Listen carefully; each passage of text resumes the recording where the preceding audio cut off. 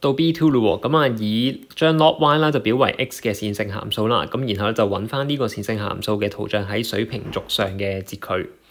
咁啊 part B2 嚟講咧，我哋就會知道 y 就叫做係 e to the power 3x 除125啦。咁所以 log y 啦就會叫做係，咁我哋可以做嘅就係 log e to the power 3x 減翻 log 125啦。咁所以就變咗做係3x 減 log 125咧，就等於 log y 嘅。咁咧佢要你去揾呢一個嘅水平軸上嘅截距啦。咁所以咧我哋會代翻呢個嘅 log y 等於0咯。咁你會得到 log 125咧就等於 3x 啦。咁所以 x 啦就會叫做係 log 125除3。咁啊可以化簡少少嘅，因為 log 125咧就可以寫作為 log 5嘅3次啦。咁所以咧就變咗做係3 log 5除3嘅。咁所以咧 x 就會叫做係 log 5噶啦。就係咁。